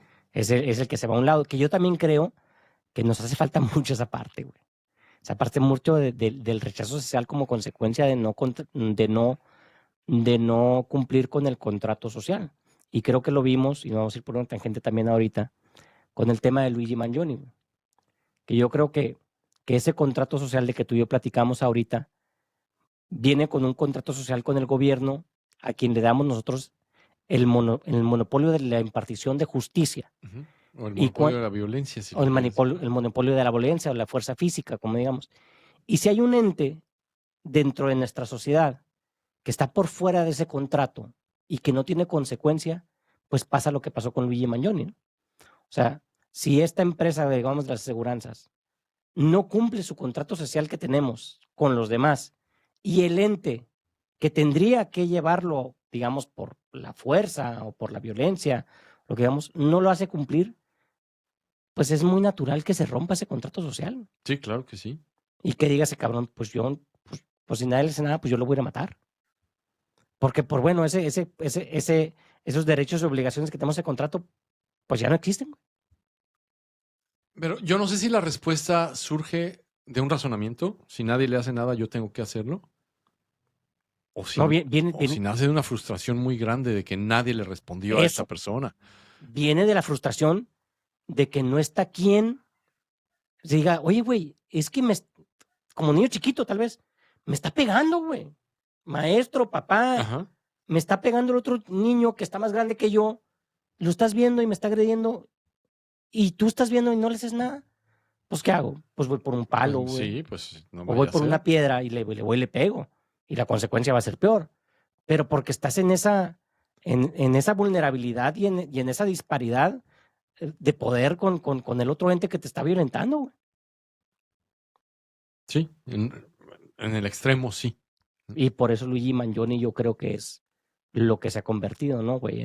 Como en una bandera de muchísima gente que ha sentido que ese contrato social está roto. Está roto. De que está, está. O sea, Sí, de que está. hay muchas. Hay muchos rasgos que nos dejan ver que está Sí, roto. que está roto. Llevándolo este tema del conflicto, doctor, a un tema más internacional, y si quieren no nos podemos meter mucho, pero ¿es real o mentira o es solamente percepción que sí hay como que más conflicto caliente en el mundo ahorita que cuando menos en el pasado reciente? ¿O solamente es la percepción por los medios de comunicación? Y vuelvo Pues, con lo de Rusia, Ucrania, Israel Irán, y todo Israel. mundo Ujú. con cercano, el tema del Congo y de Sudán, que al parecer ya se arregló, según Trump fue y arregló también ahí el conflicto ahí. Es que bueno. Vamos a verlo, pues ojalá, ¿no? Porque también son temas añejísimos ahí y complicadísimos. El tema de Hezbollah, los Houthis, Hamas y miles de cabrones más que se agarran. Si es real o solamente una percepción. Voy a utilizar el truco más grande que tienen los antropólogos para decirte depende del contexto. Ok, pues tienen validez. Si tú te imaginas una de las batallas de la independencia mexicana o de la independencia estadounidense, eran 150 pelados contra 150 pelados. Esto hace que no sea un conflicto tan grande, aunque puede que haya sido mucho más sangriento, ¿no? Gente con machetes y sables y bayonetas y todas estas cosas. Mel Gibson, ¿te acuerdas? Mel Gibson, Sí, que dejó de ser guapo en esa película y es sí, cuando sí, sí, empezó sí, a pinche dejar guapísimo. a cucu. Y quería matar a su hijo, que era más guapo todavía. Que él. Por eso lo quería matar, por Sí, guapo. sí, por guapo, yo Los creo. guapos Se lo merecía la peligramos. muerte. Chingue su madre, el malo hubiera matado. Ay. Y entonces, pues era un conflicto pequeño, 300 personas. ¿No? Si lo ves en el estadio del Querétaro, se puso peor, ¿no? Simón, sí, güey. Sí, Entonces, sí. muchas más personas siendo muy violentas. En tanto a número de personas es menor, en tanto a los daños posibles es mucho mayor. Vimos muchos con mucho terror, vimos los misiles hipersónicos de un lado y de otro, los bombardeos antibúnker. Estas armas nunca las habíamos visto antes, qué horror. La conflictividad nos llega más rápido. Te digo, el teléfono ya te avisó, la tele te avisó, ahora te enteras por muchos lugares diferentes, ¿no? Pero la volatilidad, o sea, una guerra de los 12 días, bueno, ya había habido una de los 7 días, ¿no? Sí, Ahí también mismo. con los israelíes, ¿no? esta se solucionó muy rápido para lo que parecía que era. Entonces, yo creo que la capacidad destructiva también es disuade a las partes de Sí, un seguirle. deterrent, dicen. Sí, un Ujú. deterrente, Un no sé cómo. deterrente. Disuasor. Un disuasor. Disuade a las partes. Hay muchas partes que tienen conflictos. Muchos están inflamados por los discursos que hablábamos al principio, de izquierdas, de derechas, sobre todo los antimigrantes y anti otras minorías, que tienen que buscar chivos expiatorios. No, reitero, no Ujú. creo que sean causas reales, creo que son causas impuestas para buscar a alguien más, para hacerme yo de poder y de un discurso que me permita llegar a una posición deseada. Son muy graves. Los conflictos también están manejados por la prensa de modos distintos. Yo no creo que los conflictos en África sean más violentos que en otros lados, pero la manera en que la prensa los pinta como si todavía fueran problemas tribales, que tienen soluciones tribales, porque Ujú. en algún lugar Más sí hay un animales, origen ¿no? tribal. Menos racionales. Exactamente, tiene que ver con muchos prejuicios de quienes viven en Ujú. África. Tiene que ver con lo que Edward Said, uno de mis autores favoritos, Ok, muy bien. habla cuando dice esto es orientalismo. El orientalismo lo podemos ver en las campañas de Napoleón en Egipto. Entonces, estos cuadros de aquellos tiempos donde en Europa pintaba odaliscas semiencueradas Ujú. y unos hombres ahí medio barbudos, medio no arreglados, tirados viendo a las odaliscas. Esa es la portada del libro de Edward Said, del libro del orientalismo, con distintas narraciones que los hacen ver primitivos y faltos de sofisticación, de tal manera que el occidente tenga que intervenirlos Evangelizar, ¿no? y cambiarlos, sí. Y creo que eso se sigue dando en la gran parte de las narraciones del conflicto. También hay un quién apoya a qué lados, ¿no? Y yo con este nombre, este apellido y estas cejas, te puedo decir que nunca me ha sido muy fácil subirme a los aviones. Y eso tiene que ver con la preconcepción de quién es el enemigo y qué tan peligroso es Órale. y O cuántos sea, sí sufres de repente acá a ver ese compita ahí. un Y pues y perfilamiento, digo, ¿no? Nemer Narchi, pues también. Y entonces, y pasaporte mexicano. Pasaporte mexicano, Ándele. sí. Entonces, si hay un perfilamiento, si hay un Chuck Norris le pegó a muchas personas que se parecían a mí, como propaganda, no como entretenimiento. Ajá, sí. Y entonces ya hay pues este es el bueno, este es el malo. Como decíamos de la Guerra de las Y hay Galaxias. un toque religioso también. O sea, si hay una guerra religiosa judio-cristiana musulmana. Yo creo que es una herramienta para justificar las intervenciones. Creo que hay grupos radicales en todos los lados. Antes tengo que parar y decirte que mi visión es muy sesgada, porque desde siempre he oído una versión en mi casa de cómo son estos conflictos. Ujú. He tratado de combatirla, poniéndome en contacto con personas que son la otra persona del Ujú. conflicto, entablando conversaciones, en algunos de los casos amistades, que devengan muchos años de compartir. Todavía no me convenzo de una sola verdad, ni la de allá ni la de acá Que primero. seguramente no la hay. Y una en medio, todavía no encuentro cuál es la más sobria.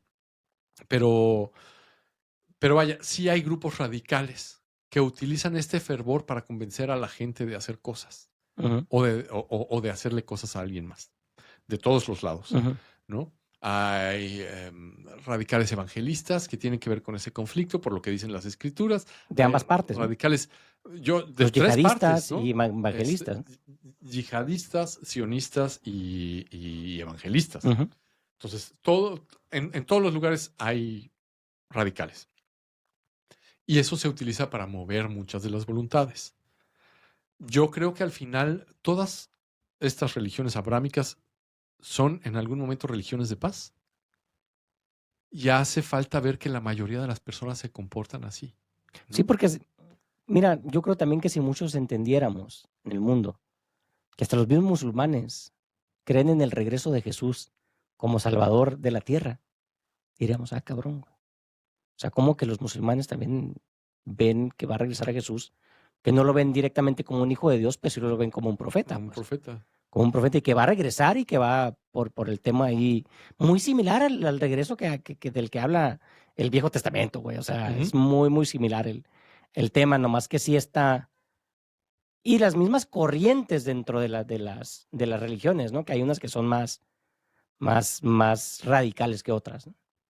Pero hay unas que son muy de amor, como los sufistas. Si Sí. lees a Rumi, Como yo, no, usted es todo amor. Usted puro amor, un doctor. poquito, como 3% más de amor sería un cariñosito. Sí, exactamente, estaría ahí cerca. Yo siempre he dicho que quiero ser un oso, pero se me hace que terminé siendo un oso cariñosito, entonces yo queriendo ser un grizzly, carnal, ¿no?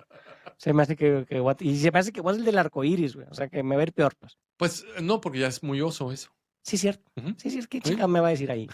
Dice, oye, doctor, antes de que nos vayamos, porque vamos ahí, tuvimos una pregunta del público muy ensenadense. Sí. Se la comenté antes de empezar.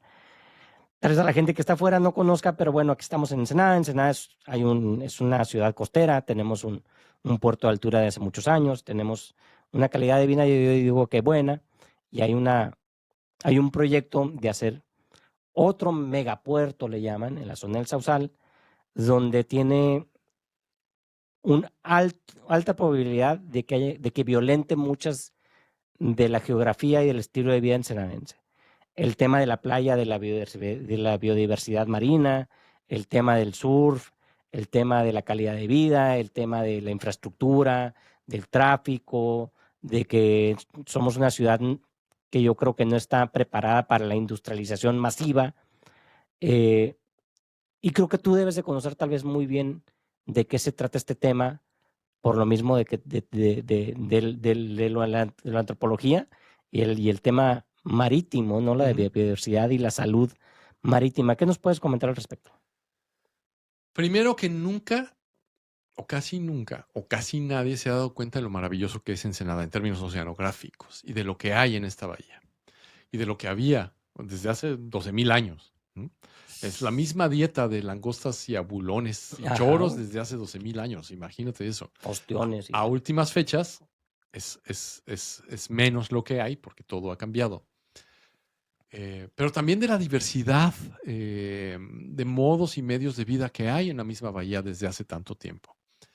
Cuando éramos más jóvenes nos tocó la construcción del espigón del Coral Marina, que es un espigón muy modesto en términos de obras portuarias, más como se conciben ahora, pero que cambió como la gente de Ensenada usaba y disfrutaba playitas. Todavía a veces más, a veces menos, depende de la administración. El hotel deja que las personas vayan al espigón a pescar, cada vez menos, y luego otra vez vuelve a haber apertura. Puedes entrar por ahí a playitas, hacer uso y disfrute de la playa, pero a veces no han dejado. Tienes que venir casi hasta la curva del Mosquito y caminar 2 kilómetros hasta allá otra vez entre puras piedras. Entonces ya hay intentos bien logrados de privatización de lugares y de modificación de estos lugares anteriores. Lo que pasa ahora es que tenemos que preguntarnos a quién sirve el proyecto. ¿A quién sirve en tanto a número de usuarios? Obviamente, cualquier inversión industrial va a tener un reflejo económico en la ciudad, va a haber un beneficio. Pero ¿cuántos medios y modos de vida vamos a cambiar por ese beneficio? Entonces, hace poco tiempo estrenamos, si quieres, si puedo hacer un anuncio. Claro que sí. Y si quieres, luego te paso el link si me dejas. Bueno, aquí lo subimos también. Gracias. Un número especial en la revista Latin American Perspectives que trataba de economías azules y despojos marinos.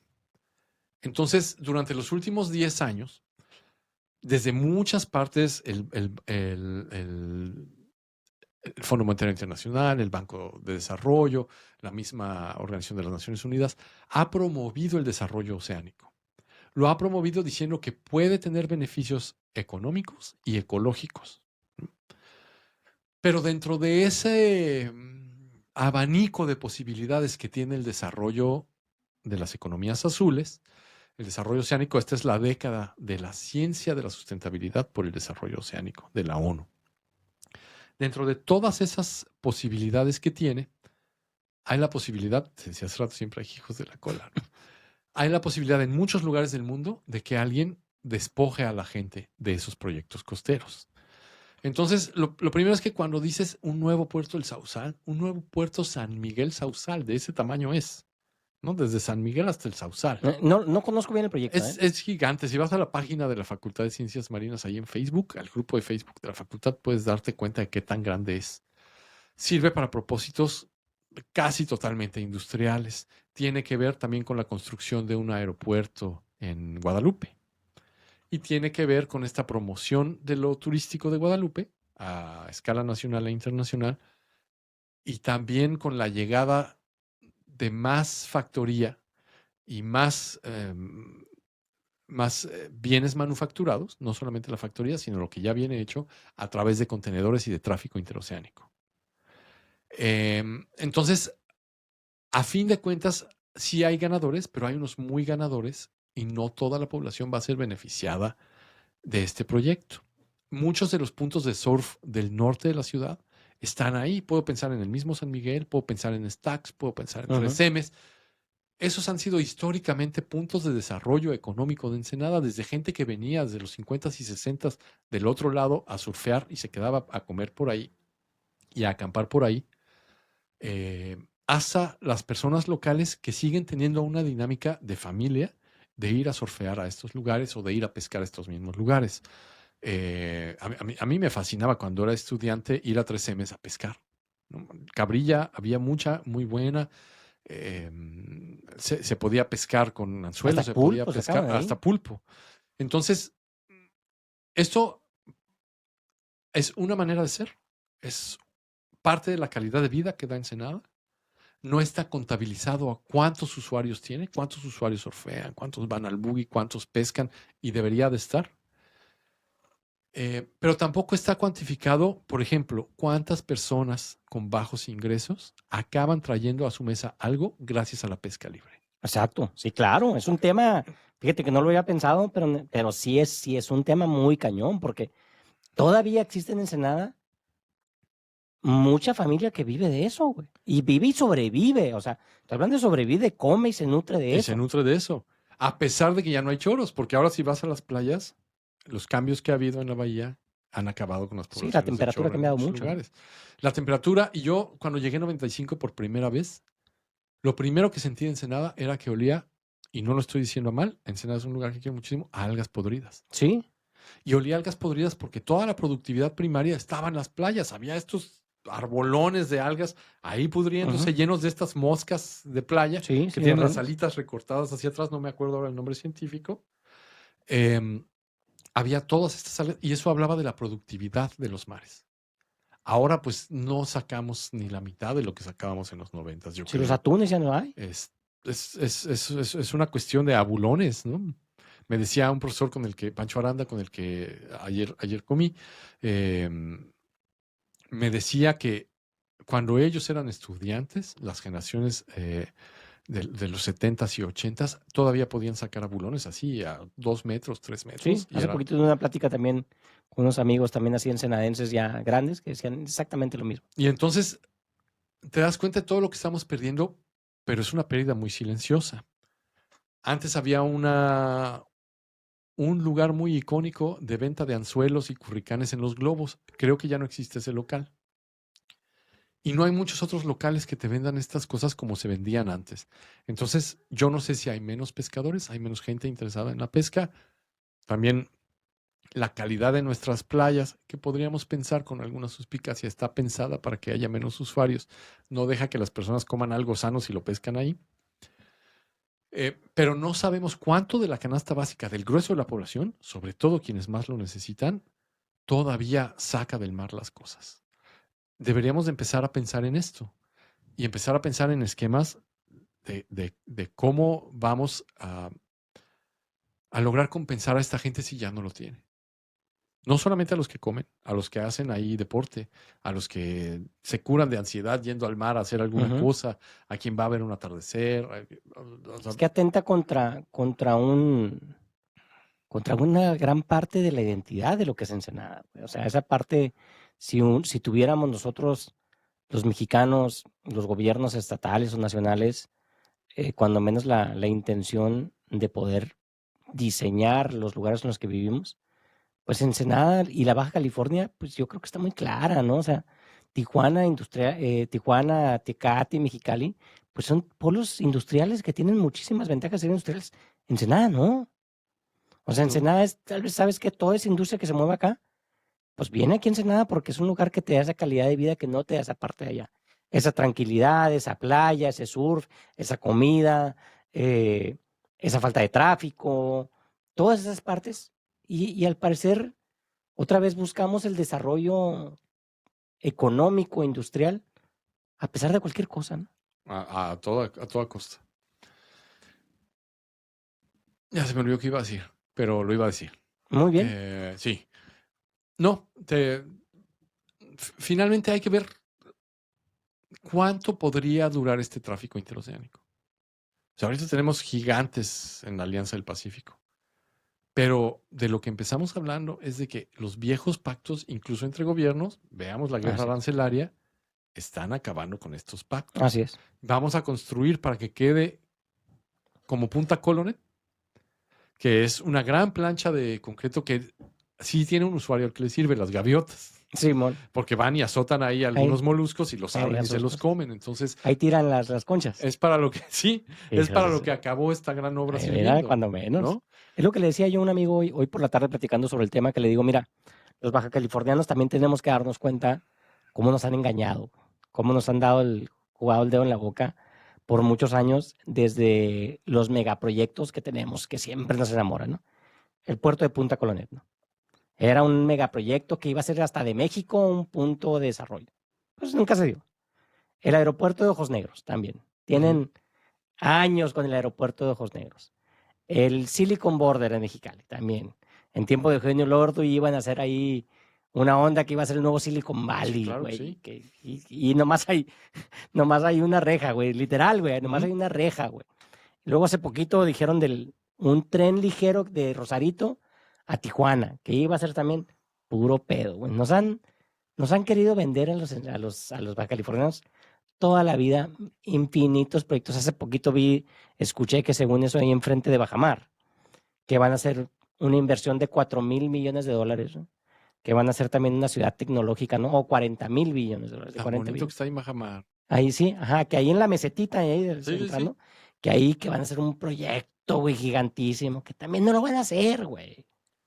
O sea, no lo van a hacer, güey. O sea, yo digo, también digo, aparte para que los mexicanos, duramos 2 años haciendo el Puente del Gallo, güey. Sí, cierto. 2 años, güey. Pero velo. Ahí está, güey. Se acaban de pegar en la madre la semana pasada 2 veces el mismo día, güey. La carretera del Sausal, güey. De Maneadero, perdón. La carretera de Maneadero duraron 5 años, güey. Haciendo un tramo de 2 kilómetros, güey. Todavía no tiene semáforos. Y todavía no tiene semáforo. También, o sea, no hay que sobreestimar la capacidad que tenemos los mexicanos para hacer las cosas, güey. O sea. Pero sí subestimamos otra que sí tenemos. O sea, en Ensenada el turismo gastronómico en Ensenada se desvió hacia el Valle de Guadalupe. Pero, pues tú sabes que yo soy un dragón consumado. Si hubiera un turismo gastronómico dentro de la ciudad, te vuelves loco de todo lo que hay. Platicábamos hace rato llegando aquí de las almejas ahumadas que hay muy cerca. Aquí de tipo San Quintín. A México y Diamante, güey. Estilo San Quintín, que en San Quintín ya no hay, porque esa manera de ser San Quintín cambió y ese tipo de vida murió. Si vas a los lugares donde hay caguatunes, ¿no? Atrás del santuario hay uno, ahí por donde está la Fedecopa hay otro. Los Tamazula, que están ahí por la calle Cuarta los también. Los Tamazula, yo decía, ya que estás diciendo Marx, el Marco Antonio, la avioneta. Aquí estás de Marco Antonio, le mando un fuerte abrazo. Todos los domingos, güey. El caldo de chopa del Sausal, Hay mucho aquí en pinches tacos de carne asada de la chispa también. Chopa, de opa, güey. Ese es el caldo de opa, güey. También ya se ha hecho muy. Hay, o sea, si hubiera una oferta de vente a ver lo que hay en la ciudad, no es tan glamuroso, no está bien visto que te disfraces de Indiana Jones si eres morro, que te disfraces de Han Solo si eres morra, porque es el atuendo oficial del otro valle. Botitas de Chewbacca, ¿no? Ah, sí. Pero te la vas a pasar a todo dar. Oye, güey, pues pegó poquito pegó ahí en redes sociales la guerrerense, güey. Y puta madre, güey. O sea, todo el mundo venía a la guerrerense, güey. Todo el mundo venía a la. Y, güey, me fascina la guerrerense, no lo estoy tirando. A mí me encanta y se lo merece toda la gente que viene, se lo merece, güey. A mí me encanta la guerrerense. Pero te digo, con poquito que hay es que Ensenada está bendecida, güey, con los frutos del mar y la tierra, güey, increíble. Oye, ¿y cerros para que haya turismo de aventura? para tirar para arriba. ¿No? No de ese que tiene estas ATVs que nomás le dan la madre a las dunas. ¿No? Ajá. Turismo de ir a escalar, de escalódromos en Ensenada hay uno solo. Oye, güey, casi nadie conoce, pero rumbo a Tijana por la carretera libre, la zona de Santa Rosa, güey, es una belleza. Sí, güey. sí, sí. Es una chulada Santa Rosa. Si te metes más a Pueblo Viejo, ahí que bajas a las zonas agrícolas, güey, es una cosa impresionante de lo hermoso que está, güey. Bueno, mercados de farmers markets, como se llaman en otros lados. No hay un intento Ujú. constante en Ensenada. Esto generaría una economía interna también interesante. Sí, sí, sí. Yo creo que no se necesitan los grandes proyectos No, yo tampoco. y que hay muchas cosas que sumadas podrían dar iguales o mejores resultados de manera más gentil con el medio ambiente. Pues el proyecto este que están haciendo en Valle de Guadalupe de SASI, que están haciendo los que hicieron Valquirico, Ajá, sí. son como no sé cuántas cientos de hectáreas, como 900 hectáreas, algo así que van a hacer. Y que es una cosa maravillosa, güey, que está, me han dicho mis compas que está súper fregón. Y si es un proyecto que al parecer tiene una onda sustentable, pues está, güey, ¿tú cuánta lana crees que se gasta? Ya digamos de lejos, de que venga a la Ciudad de México, de otras partes. ¿Quién viene de Mexicali un fin de semana en el Valle? Güey? No, pues varios miles. Varios miles. Varios miles. O sea, en lo que renta un Airbnb ahí en el Valle, güey, o un hotel, no te baja de $6,000 pesos la noche. Ajá.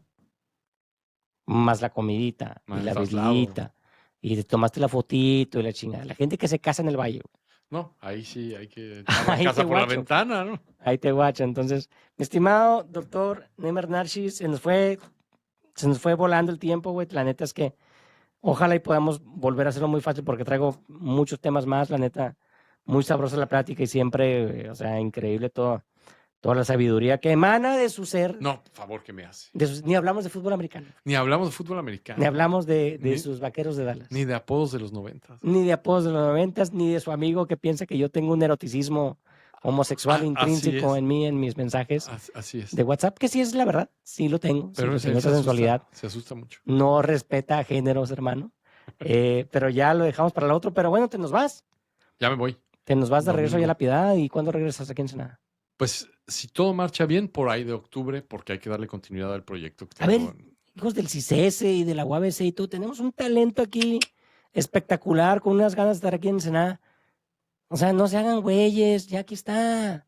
Abren una puerta, el doctor Nemer Narcis fuera un activo, pero digamos valiosísimo para todo el mundo académico ensenadense, baja californiano. Favor que me hace usted. No, imagínese nada más. Chilango Yo de conmigo ya nacimiento y baja californiano de convicción. Y la señora Tere también, con su eterna Doña Tere. sabiduría. Dios la tenga en santa gloria. Muchas gracias. Doctor Narci, vamos a despedirnos aquí de la gente. Vamos a picar aquí. Stop. No le digo cómo. Aquí estoy ya.